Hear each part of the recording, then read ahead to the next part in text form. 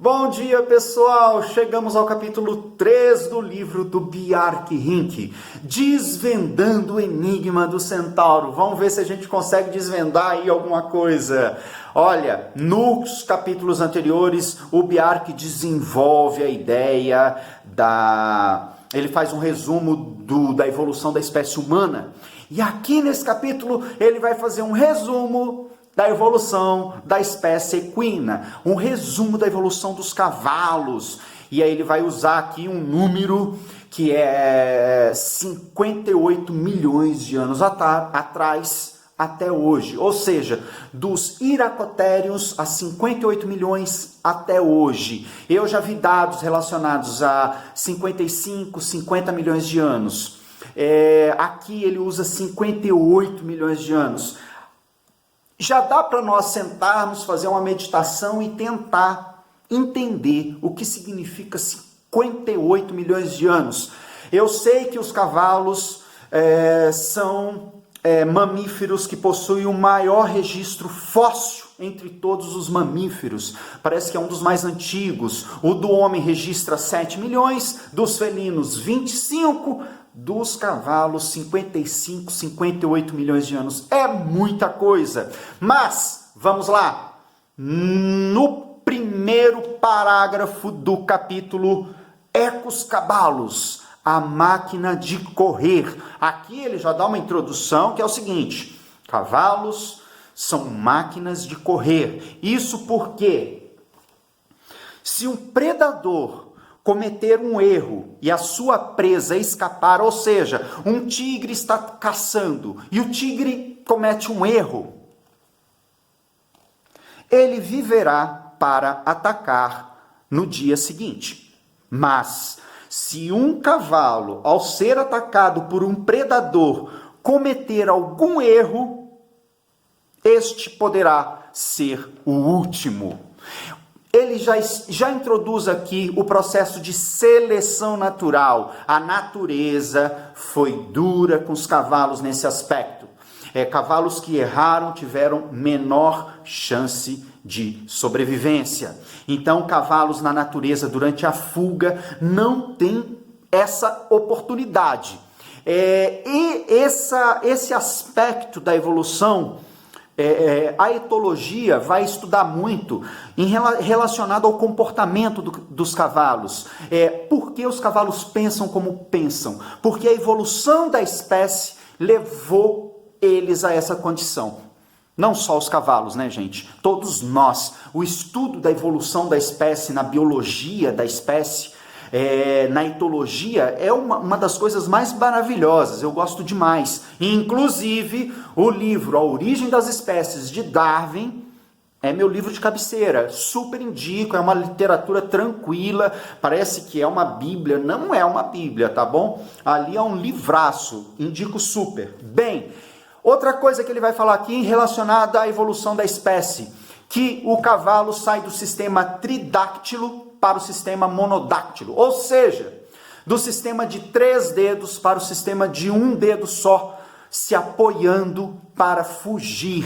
Essa mudança na biologia deu aos cavalos alavancou os cavalos para um processo de fuga, de velocidade, focou os cavalos no sistema de evolução de fuga. A outra coisa que ele vai falar aqui no livro, que foi o distanciamento do jarrete do chão.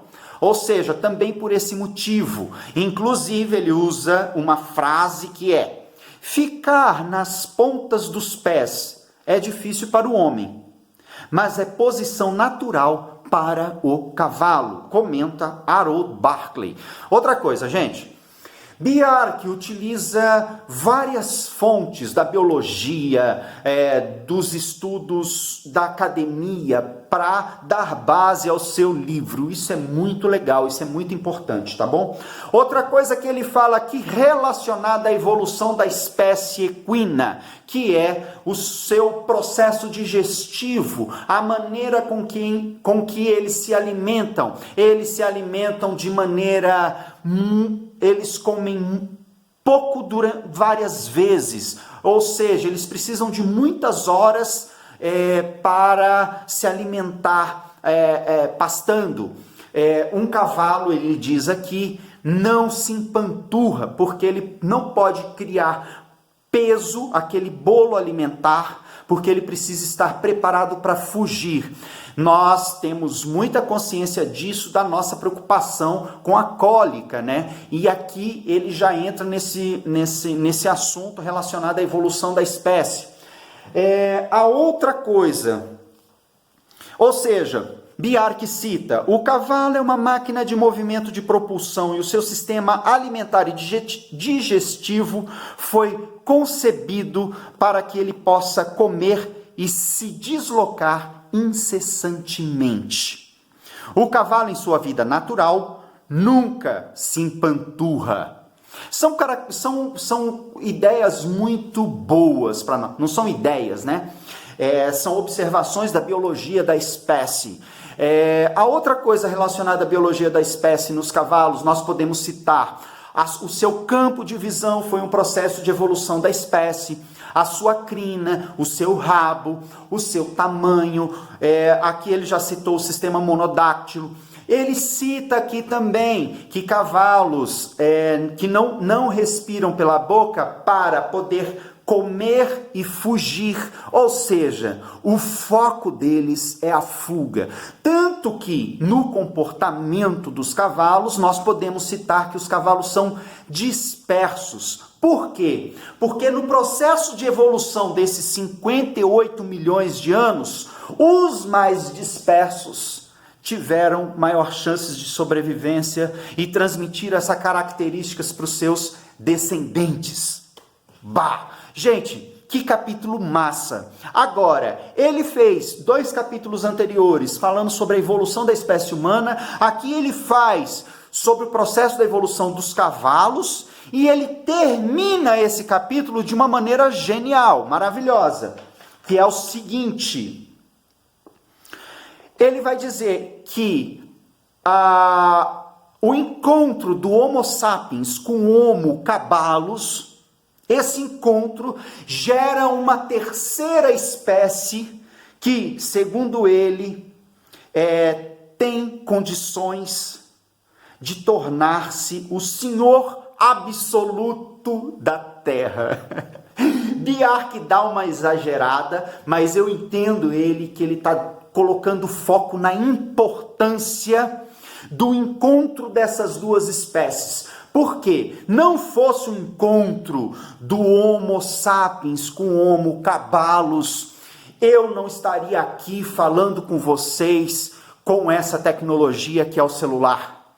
Nós não teríamos desenvolvido o nosso processo de crescimento da civilização moderna, da civilização contemporânea, das civilizações tecnológicas, que foi o nosso processo de crescimento até então. Nós tivemos um aceleramento, um processo de aceleração do desenvolvimento tecnológico, que é o que o Bjark vai desenvolver aqui nesse livraço.